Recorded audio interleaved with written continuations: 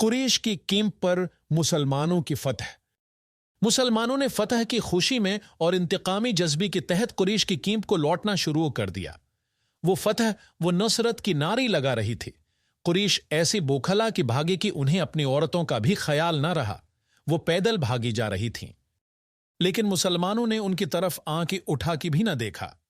कुरैश के घड़सवारों के एक दस्ते का कमांडर अकरमा और दूसरे का खालिद था। उन्होंने मुसलमानों के पहलुओं पर हमला करना था, मगर जंग का पांसा बुरी तरह पलट गया था।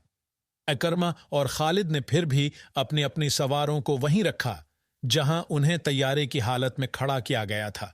उनकी कमांडर अब्दुल्ला बिन जबीर ने उन्हें कहा कि अपनी रसूल मिलीएम के हुक्म अदूली ना करो। आप में क्या इस्लाम का हुक्म है कि आपले में इस्लाम की इजाजत की बगैर यहां से कोई ना हटी। जंग खत्म हो गई है। तीर अंदाज शोर मचाती हुई पहाड़ी से उतरने लगी। माले गनीमत फतह हमारी है। अब्दुल्ला बिन जबीर की साथ सिर्फ नुतीर अंदाज रह गई थी। खालिद ने यह मंजर देखा तो उसे ऐसा लगा जैसे ख्वाब देख रहा हो। जब वो कुरैश की कैंप में पहुंच गई तो उसने उस पहाड़ी एनीन पर हमला कर दिया। अकरमा ने खालिद को एनीन पर हमला करते देखा तो वो भी अपनी सवार दस्ती को वहीं ले गया और उसकी घोड़ी हर तरफ से ऊपर चढ़ाने लगी। सिवारों के पास भी तीर कमाने थीं।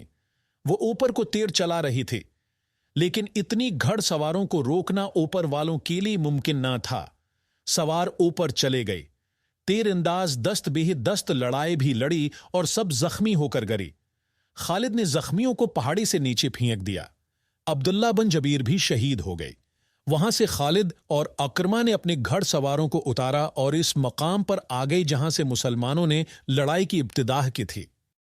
कुरैश के साथ जो औरतें आई थीं वो भाग गई थीं, लेकिन उमरा नाम की एक औरत वहीं कहीं छप गई थी। इसने जब कुरैश की घड़सवारों को मुसलमानों पर हमला करते देखा तो उसे कुरैश का परचम जमीन पर पड़ा नजर आ गया। इस औरत ने परचम उठाकर ऊपर कर दिया। अबू सफियान ने अपनी भागती हुई पियादों पर काबू पा लिया था। उसने अधर देखा तो उसे अपना परचम लहराता